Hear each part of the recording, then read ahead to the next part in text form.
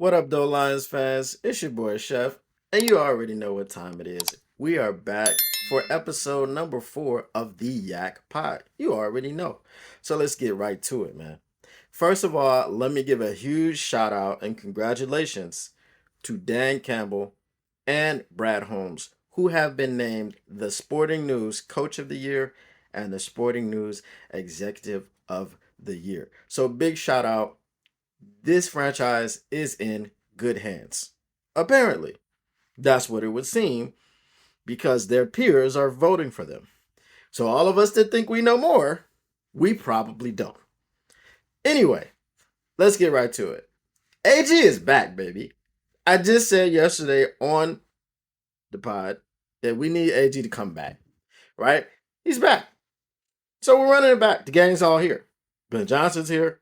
AG is here. We got some players that are coming back. We're going to get some new players because Brad Holmes, the executive of the year, is going to cook. That's what he does.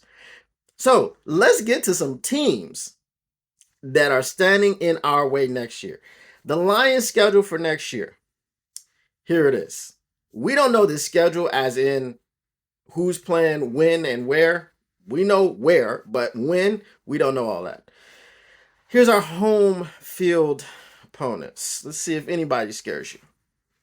Got the Bears, we got the Packers, we got the Vikings, of course, because they're divisional opponents. We have the LA Rams. We have the I almost said Seattle Supersonics. We have the Seattle Seahawks. If you're old enough, you know what the Supersonics are. But anyway, we have the Seattle Seahawks. We have the Tampa Bay Buccaneers. We have the Jacksonville Jaguars. And we have the Tennessee Titans and the Buffalo Bills. Do any of those teams scare you? Buffalo, we almost beat Buffalo when we were bad. It was a miscommunication between Jared Goff and DJ Chark, which caused us to lose that game. Okay? That's it. That's all that happened.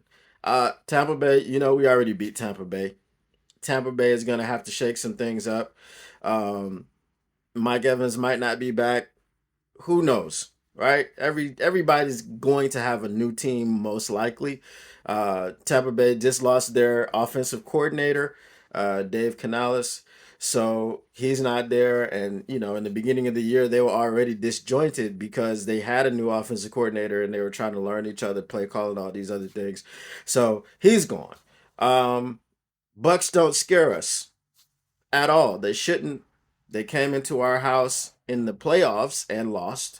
So, regular season, we shouldn't be afraid. The LA Rams, come on, dog. I mean, Stafford and Puka Nacua played a good game, but I anticipate our secondary being much better.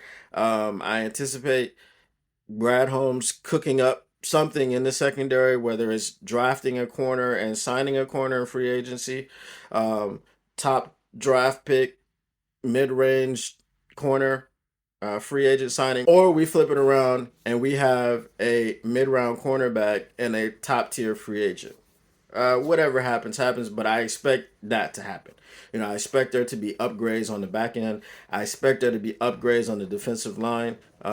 We need to draft the defensive tackle. We need to draft the end to put on the other side of Aiden Hutchinson. Like I said before, James Houston, we don't know what he can become in a hopefully full season, in his third season out there because he missed all of this current season due to injury, pretty much. So I don't think the Rams come in and throw it around the yard like they did. The Titans. The Titans. The Titans were not good this year. They fired Mike Vrabel. So we don't even know what's going to happen with them. We don't know if Derrick Henry's going to be back. We don't know what kind of offense they're going to have. I'm assuming Will Levis is going to be the starting quarterback. Ryan Tannehill should be gone. So, of course, that's a rebuilding team. New coach, new year, new direction. I'm not afraid of them. You shouldn't be afraid of them. Conventional wisdom says not to be afraid of them. We don't know what happens along the season. Whatever week this is, we don't even know what that's going to be. But right now, in this way too early prediction situation, I'm not afraid of the Titans. Hell no, I'm not afraid of the Jacksonville Jaguars. I mean, bro, even when they're good, they're bad. I mean, they started off hot and missed the playoffs entirely. And they have the great hope, Trevor Lawrence, who's just supposed to be the next coming of Peyton Manning, Andrew Luck, Brett Favre, Aaron Rodgers, Joe Montana, Tony Montana, anybody. He's just supposed to be the second coming, and he hasn't looked great. So, am I afraid of the Jacksonville Jaguars? No. And as I said, what this boils down to, we shouldn't be afraid of anybody. We're the top four in the NFL currently. We are a top four team currently in the NFL right now. Okay? So who are we afraid of? I'm not afraid of anybody. All right.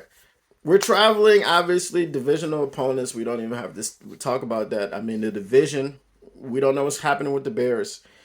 The Packers don't have any money. Let me repeat. The Packers have no money. They don't have money. Okay? They've got no cash. All right? We got that? They don't have money. So whatever they have to do, they're going to lose some people. Okay? Jair Alexander, I don't think is going to be back. He's probably going to get traded. You got Zadarius. I mean, you got some people that they're going to have to cut who have some, larger contracts. Bakhtiari, I think, is probably going to be gone. He's not been there, throughout the year. I don't know if his injuries are going to allow him to continue playing football or not. If they don't, he's had a great career. All pro left tackle, great player. But I don't think he's going to be in their future. So while the team is very young and they do have a lot of their key pieces under contract, I don't know how they're going to fill out the rest of the guys. You understand what I'm saying? So I'm not sure that the Packers will really be in a position where we thought they were ascending. Who knows? There's going to be a full season of tape on Jordan Love. Um, Jordan Love was good. Jordan Love was outstanding this season, but there is going to be tape. I don't think he's Patrick Mahomes. Like, okay, no matter how much tape you have on Patrick Mahomes, it's really hard to beat him, right? So I don't think that's going to happen. So the Minnesota Vikings, we don't expect them to be anything. I mean, is Kirk Cousins coming back? Probably. I mean, if you don't bring Kirk Cousins back, you draft a rookie because Nick Mullins is not it. Definitely not. There's no one that's handing the reins over to Nick Mullins. All I have to say about Nick Mullins, in 3 games, that man threw 8 interceptions. 6 of them were to the Lions. You want to talk about he threw for this many yards? That's great. That's cute and all, but he threw 6 interceptions in 2 games against the Lions. 3 and 3, even split down the middle, right? Um, or was it 4 and 2? Correct me if I'm wrong. But anyway, he threw 6 interceptions to the Lions. So again, within the division, I'm going to say that the scariest team would probably be the Bears because of their defense, and we don't really know what's gonna happen with Justin Fields. They've got the first overall pick. Are they gonna move on from Justin Fields and draft Caleb Williams? Who knows? And then at the end of the day, Caleb Williams, while he was a superstar in college, he is going to be a rookie. I mean, we saw Peyton Manning come in and he had tons of interceptions in this rookie season. We saw Trevor Lawrence come in and again, I already talked about him before, but he was supposed to be the hope. He was supposed to be just the next coming, the second coming of everything, and he really didn't turn out to be much, right? So far in this career, he hasn't turned out to be what they thought he would be. So again, Caleb Williams is a mystery, right? Caleb Williams is an idea. Michael Penix is a mystery. Michael Penix is an idea. We saw what they did on the college level, but the NFL is the NFL. It ain't college. So who knows? Um, so that's it within the division, man. So right now we can't really be afraid of anyone. We're on top of the division. We're the defending NFC North champions, and that's what that is.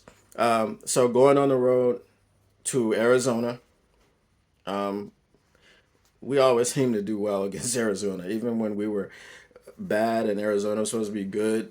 We still did well with Arizona. I mean, hell, Jeff Okuda got an interception against Arizona. So if that can happen, anything can happen. San Francisco, like I said, we feel that we should have beat San Francisco. So, we're not afraid of them. Dallas, man, get Dallas out of here, man. Ain't nobody afraid of Dallas, man. The Indianapolis Colts, I think, is interesting. They are a team who was in it to the end without their quarterback. Now, Anthony Richardson did look pretty good in the few games that he played. But again, if he doesn't change the reckless style of running, he might be dealing with some injuries, long term going forward. The Texans, their defense is good. CJ Stroud did a hell of a lot better than I. Look, I was the first to tell you don't draft CJ Stroud. He's just another Ohio State quarterback in a long line of Ohio State quarterbacks who did not and will not amount to anything in the NFL. So to this point, I was wrong about CJ Stroud. So I will go out and say that. But at the end of the day, CJ Stroud doesn't scare me enough to say that with a revamped secondary, with a revamped pass rush, we also signed a new defensive line coach and a new defensive run game coordinator. So with a new revamped defensive line and philosophy for the defensive line, who knows? But I think we have a pretty good chance with all those things that we expect to change with the Lions. I think we have a pretty good chance against CJ Stroud. Like I said, Anthony Richardson on the Colts, he is a mobile quarterback, but hopefully Brad and Dan have identified the need to stop mobile quarterbacks, and we'll have somebody on the defense, whether it's a linebacker, whether it's a hybrid defensive end who can play with his hand in the dirt and who can stand up, someone out there to stop these mobile quarterbacks or at least put a dent in what they're able to do. So I'm pretty confident going into next season with this list of teams that we have. Again, at home, we're playing, excluding the division, we're playing the LA Rams, the Seattle Seahawks, the Tampa Bay Buccaneers, the Jacksonville Jaguars, Wars, not Wires, Wars, the Tennessee Titans, and the Buffalo Bills. On the road, we're going to Arizona. We're going back to San Francisco. We're going back to Dallas. The only thing I'm annoyed that we're always going to Dallas, and Dallas never comes to Detroit. That's just weird to me because we get screwed a lot in Dallas, and the NFL keeps sending us there. But anyway, the Indianapolis Colts and the Houston Texans. This is supposed to be a first place schedule, but it doesn't seem like a murderer's row to me at all. You know what I mean? So that is what that is. Let's switch gears and talk about some free agents that the Lions have to resign, or should they resign them or not resign them. As we all know by now, the Lions have $58 million in cap space. Now, the deals that we have, people that are under contract, Jared Goff, Panay Sewell, Amon-Ra St. Brown, all those people, if we re-sign them, if we extend them this offseason, their money doesn't kick in until whenever their deals would have ended in the first place. So Jared Goff has one more year on his deal left. So his deal won't kick in until the 2025 season. It's not kicking in. Like we re-sign him now, we extend him now, and it just kicks in. No, that's not what's happening. So we have that 58 million to play with, regardless of who we re-sign, not resign, but who we extend, who's currently under contract. So the re-signing, we have Charles Harris, we have C.J. Gardner Johnson, we have Dan Skipper, we have Donovan Peoples Jones, we have Emmanuel Mosley, we have Graham Glasgow. Graham Glasgow, they've already said he's coming back. They've told him already. They've reached out to him. Who is this? Jake McQuaid. He's a long snapper. Long snappers are important now. Jalen Reeves, Nate Mabin, Jonah Jackson, Josh Reynolds, Kendall Vildor, Matt Nelson, Michael Badgley, Romeo Okwara, Will Harris. Okay, I'm just gonna list my no's. Charles Harris, no. Will Harris, hell to the nah. Okay, don't resign Will Harris. Stop it. Will Harris has had enough time on this roster. If don't re-sign him, let him go somewhere else, please. Okay, I understand he's a Dan guy, but as Dan Campbell said, sometimes you fall in love with these players, you get too attached to these players, and you can be blinded by that. If y'all re-sign Will Harris, you are definitely falling victim to what you said that you could fall victim to and that you shouldn't fall victim to. Don't fall victim to it. Don't re-sign Will Harris. I'm sorry. Okay? Will Harris is a fine human being, a fine individual, and I hope you get a job. I just hope that you don't get a job on the Detroit Lions. And if you get a job on the Detroit Lions, I hope that it's only for special teams. Okay? As a corner, no. Okay? Absolutely not. As a safety, absolutely not. As a person that's going to touch the field in the defense, absolutely not. You can be a gunner. You can be a personal protector. You can be on the kickoff team. Fine. Okay, I don't have a problem with you being on the roster. I have a problem with you playing off or defensive snaps. That's what I have a problem with. Okay? I have a problem with you playing defensive snaps. I don't have a problem with you. I want the Lions to bring you back, Will. Okay? I want them to bring you back, and I want you to be gainfully employed, and I want your family to be able to stay in Detroit, and I want you to have those roots. Okay? That's the kind of guy I am. But I don't want you playing on the defense. That's all. If we can work that out where you're only special teams, and if we have injuries and it looks like you need to fill in for someone, they will bring someone from the practice squad and put them in instead of you. That's all I'm saying. You know what I mean? That's it. I don't want you to lose your job, baby. I don't want you. Hey, look, I want your situation to stay your situation. Okay? I'm not a bad guy. I don't wish bad on nobody. I don't wish evil on nobody. I want you to have a job.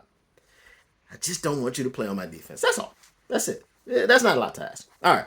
So anyway, Kendall Vildor. Now, a lot of people are angry at Kendall Vildor. One, because he got burnt on that CeeDee Lamb situation. Two, and most recently, because he dropped that pass, that interception that he should have got in the NFC Championship game. Now, we're not angry at Kendall Vildor if he doesn't, if the ball doesn't bounce off of his face mask, and Brandon Ayuk doesn't dive over him and grab that ball and go down on the 5-yard line. We're not angry at Kendall Vildor for any of that, but we're angry at him for that now. Okay, and I'm going to say, unpopular opinion, that he did play pretty well when he was out there. And there were a few glaring things that came out. You know, he tackled well. He was pretty sticky in coverage, other than when he was falling down. So in a reserve role, yes, I would bring Kendall Vildor back. Um, Michael Badgley, there's no reason to bring him back. Michael Badgley was 48 yards and up. He's 45%. Okay, so everyone that was talking about take the points and all these things on a 48-yard field goal like it was a foregone conclusion. You go up three more. It's not a foregone conclusion when a guy is 45% from that distance and longer. Okay. I think from 46 he was like 77%. You know, so don't bring Michael Badgley back. Draft a kicker. There's plenty of kickers in college that can kick better than Michael Badgley, and they're not getting drafted. Like kickers don't get drafted high; they'll get drafted in the sixth, seventh round, maybe even the fifth if they're really good, right? So just burn a fifth round pick and get you a really good kicker. I wouldn't look even if you have to get one in the fourth round. Get them in the fourth round. I don't care. We need a kicker, bro. Or we need to be watching very closely the UFL. Okay, we need to be watching that very closely because there might be kickers up in there. The Cowboys got one with what's his name, Brandon Aubrey, something like that. They struck gold with that guy, right? He wasn't missing no kicks. You put him at 60 yards, he wasn't missing no kicks. So the, hey, one of those soccer players who didn't play in college and now he goes to the UFL and he's killing it. Man, I'll take one of those because that's definitely not going to cost you any draft capital. You're going to sign him for a minimal deal. That's a win-win situation. So, Michael Badgley, sorry, guy. Romeo Acquire, great guy. I think he's lost a step with after his Achilles injury. He he's played well in spots. He's made some plays in spots. But really, anybody not named Hutch and McNeil on our defensive line, maybe Josh Pascal. After he got over the injury bug, he was able to come back and show some improvement and make some big plays. But if you're pretty much not named Hutch and you're not named McNeil, you're expendable. You know. C.J. Gardner Johnson. He is that rah rah guy. He is that glue guy. Um, he does make good big plays. He unfortunately was the lowest rated PFF rated player in the NFC Championship, and I know a lot of people are bagging on him for that. Um, but just like now, everybody loves Jared Goff. Let's remember that 4 game stretch when he had eight turnovers, right? So people go through stretches. Now Chauncey Gardner Johnson didn't play for most of the season, so his opportunities for bad stretches were much fewer and much further between than Jared Goff. I love Jared. I'm not throwing any shade at Jared, but what I'm saying is that CJ had the opportunity to, or didn't have the opportunity to go through bumps and bruises and growing pains within this defense, and he just so happened to play his worst game in the biggest game of the season, which is never good. It's never a good look. But you bring C.J. Gardner Johnson back on a 1 year prove it deal again. Um, I don't have any problems with that. Um, Big V, I'm pretty sure is probably done playing football. So Jonah Jackson, man, if we can get Jonah Jackson on a cheap deal, I'm all for extending him. The problem with Jonah is he just can't stay healthy. He's always injured. So we are in need of depth on that offensive line because of guys like Jonah Jackson, because of guys like Big V. Like I said, Big V had that back injury and he may be done with football. But if you bring Jonah Jackson back, Jonah Jackson has had some knee injuries. You know what I mean? and he's a big boy. So I'm not optimistic about his health going forward. So if you're bringing him back, it's got to be on a minimal deal. Or if it's not minimal, it has to be incentive laden. Number of snaps played, number of games played, and then you can hit incentives. But I'm for bringing him back if it's like that. But I think that's pretty much all the people that I wouldn't bring back. Emmanuel Mosley, again, freak injury, rehabbing the other knee, getting that one stronger, and then now the weaker knee gives out. So you bring him back again on a 1 year deal. He's not going to be ready until again the middle of the season.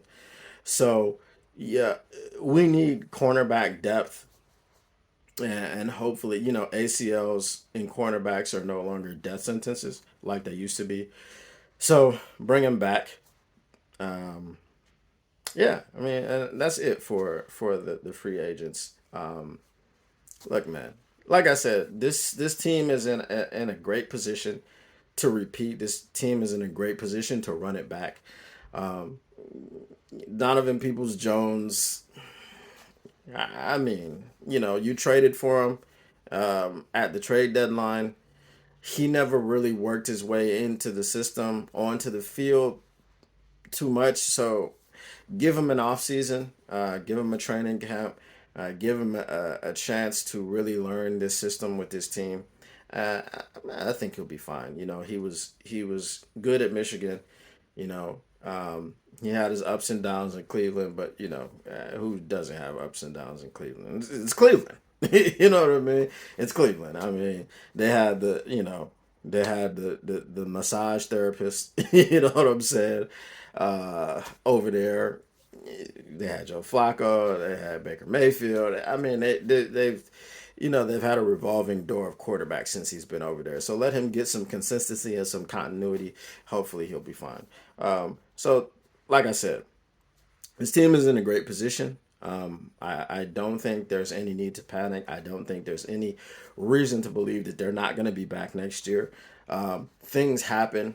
It's the NFL. It's difficult. So don't think I'm just being cavalier and just saying, oh, well, they should get back just because they should get back. No, I think the foundation is in place. No major changes have been made. And I just think that we've got the opportunity to run it back, man. And I'm really glad AG is back. I'm really glad Dan and Brad got the respect that they deserve. They're getting the recognition that they deserve. And that's it, man. So until next time, I need you to smash that like button. Smash it. Just hit it as many times as you can hit it. Just hit that thing and then subscribe, man. And after that, I'll see you next time. Peace.